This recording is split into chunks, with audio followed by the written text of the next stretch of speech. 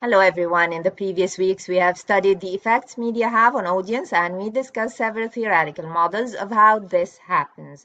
Our view of audience now evolved from primarily passive to a view of active audiences and now to prosumers, consumers who are also active producers of content. What we can draw from this is that, as Hobbes says, media messages are constructions. They are constructed by individuals and organizations with specific purposes. Media messages have economic and political contexts. They are constructed within economic and political contexts, which impact on how they are created, the preferred meaning of such messages, and the way they are decoded and understood by audiences. Individuals negotiate meanings in media text. Audiences actively engage in the process of decoding meaning and of negotiating the meaning of these texts. All of this brings us to the concept we're focusing on this week, which is narrative, or rather narratology. Narratology has the root word narrative, which is often simply understood as story. The ology ending means that it is the study of something, and in this case, narratology is simply the study of narrative. Ball defines narratology as the theory of narratives. Narrative texts, images, spectacles, events, culture, artifacts that tell a story. Such a theory helps to understand, analyze, and evaluate narratives. We often like to mystify the process of telling a story and infuse it with some sort of special powers. In fact, we're fascinated by understanding why human beings tell stories. We have even been called the storytelling animal. According to the Narrative Project in 2015, narrative is a basic human strategy for coming to terms with fundamental elements of our experience, such as time, process, and change. Have a look at these quotes on the slide. They tell you how much we value the power of stories. Stories make us more alive, more human, more courageous, more loving. If you wish to influence an individual or a group to embrace a particular value in their daily lives, tell them a compelling story. Author nourishment, shelter, and companionship, stories are the thing we need most in the world. The shortest distance between a human being and the truth is a story. If you think about some early stories, we can see this in the mythology that is created. Every civilization has had some sort of creation myth, for example, which helps us as human beings understand our world and our existence. Story is not, though, the same as narrative, and narrative is not the same as plot. Narrative is the telling of a story, the how of how we tell the story. Narrative exists across media. Narrative is not limited to film and television, as it can be found in any text that contains language, images, gestures, or aspects of this. So if you look at Sleeping Beauty as one of the very old myths, the story was first published in 1634, then in 1697, and in 1812. Every time the story was published, it had a new title and a twist of change in its events. The change in events did not change the message behind the story, and we can see this change obvious in its recent edition, Maleficent. It began with Sun, Moon, and Talia, where a daughter of a lord was raped by a king, and in its most recent version, Maleficent, the villain of the story became the love of her life. The characters behaved differently in each of these stories, but did not change the meaning we perceived from the story. From this example, we can see that stories and events are by no means the same thing. The events are the things that happened, the actions of the actors. The story is how these events are presented to the audience. We call this relationship between events and a story a narrative. When we talk about media narratives, we mean something slightly different. A media narrative is how a particular set of events, a certain story, is mediated to the public. So an analysis of media narrative is an analysis of how stories are told through media. So what do narratives, all narratives, do? How do they work? First, we can say narratives manipulate time and space. Think about how flashbacks can be used to relate events in the past and to help us understand a character. Let's consider the opening scene from the movie Up. There is no dialogue at all in this scene, but we understand completely the love story of Ellie and Carl, their heartaches, their joys, their connection, and cause massive loss on Ellie's death. It is a lifetime of memories condensed into just under 4.5 minutes. It is artful in its simplicity and effectiveness. Narratives are also selective. We catch a glimpse of the whole of the characters' lives and experiences. Think back to the traditional fairy tale structure. It starts with the once upon a time, and the story is set up quickly and move into the central conflict of the tale.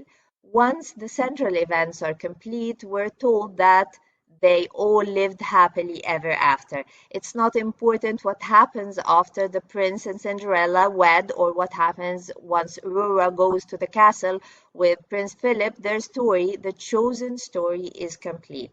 Narratives mediate reality. They allow us to see versions of reality through the lens of media. We learn about what it means to be male or female, what relationships, both romantic and platonic, are, about our relationship with the natural world, about behavior. We see reflected back to us notions of how we should behave, who we should fear, who we should celebrate, and so on.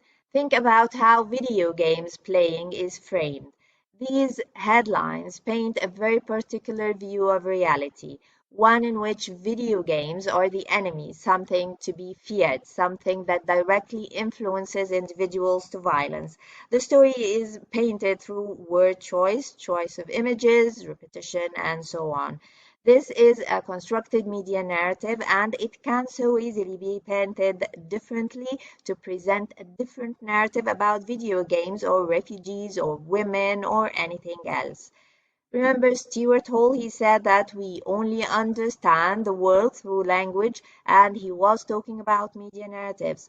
The discourses that we live through are based in language, and a large part of this language is gained from media narratives.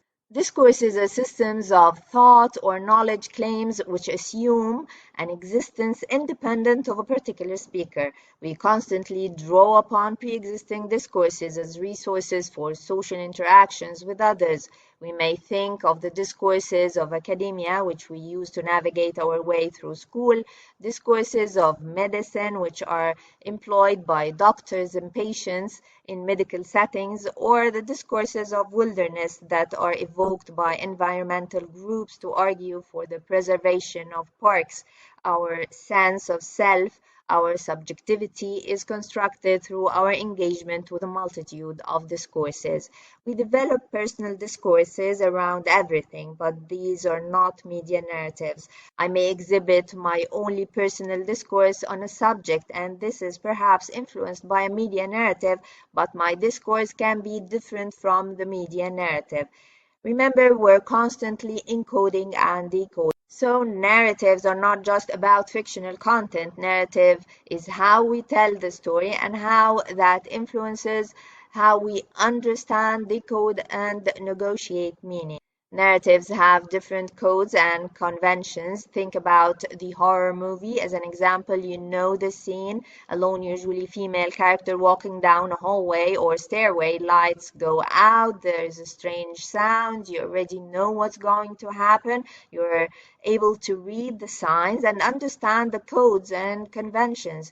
You know when a jump scare is coming, there is a noise, one of the characters says, "What's that?" And another responds, "It's probably just the wind." You scream at the screen that it's not, that they need to stick together because you just know someone is going to suggest splitting up.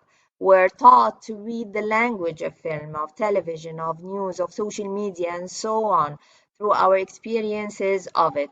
And as producers, we draw on these existing codes and conventions as shorthand to help our users, viewers, listeners, readers understand our own message.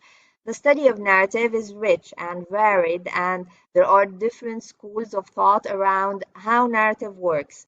One such school were the structuralists, people like Vladimir Propp, Tsvetan, Todorov, Roland Barthes. Structuralists examine how stories make meanings and how narratives operate to encode stories. Moreover, the work is interested in the impact that narrative structures have on the decoding of meaning.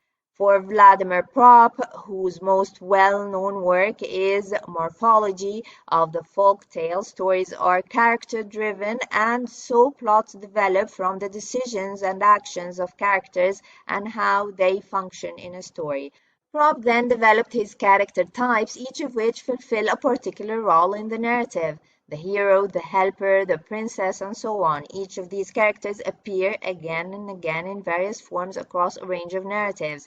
It's the same whether you look at Lord of the Rings, Star Wars, or Harry Potter. A hero, a chosen one, who is often not thought of as a hero initially, is sent on a quest to save the world from evil.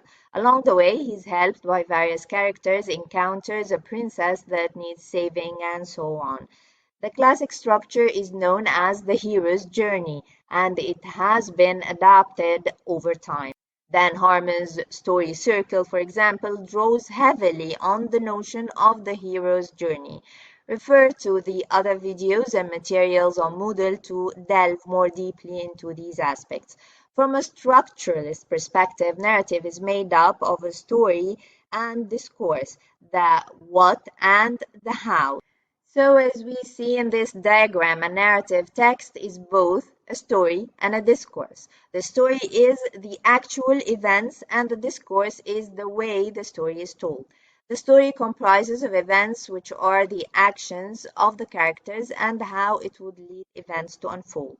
The second component of the story, which is the existence, is basically the characters and the setting in which the story is happening.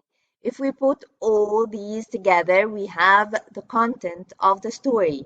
But that is not all what narrative is about. We still have the discourse. The discourse has two components, the structure of the story in addition to how it is manifested. They both lead to the how are we going to tell a story. The discourse is how the story is expressed. Let's apply that to a well-known story, The Lion King. The story is about a young male lion is orphaned after his father is killed in a stampede started by his jealous uncle. He flees but then returns to face Scar and reclaim his kingdom. There are a number of characters: Simba, the hero; Scar, the enemy; Timon and Pumbaa, the sidekicks; Mufasa, the father; Haynes, the henchman; Nala, love interest.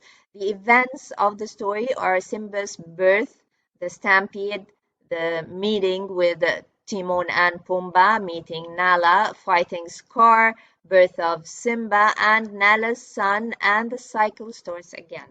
The discourse of The Lion King is the circle of life: growing up, finding friends, finding love, maturing and recognizing and accepting your responsibilities. The structure is predominantly linear, with disruptions and resolution taking place in a circular story structure. We start with the presentation of Simba to the kingdom and end with the presentation of Simba and Nala's daughter Kiara, implying that the cycle starts again. The expression of the narrative is that it is animated. Good and bad characters are marked by physical and emotional signposting. It is musical, in which music is used to tell parts of the story. Simba's evolution from childhood to young adulthood is condensed into a single song, which is Hakuna Matata. So narrative then is not simply story, it is the relationship between the events of the story and how those events are told. Go through the other videos and readings to delve more deeply into how Propp and Harmon view narrative. See you next week.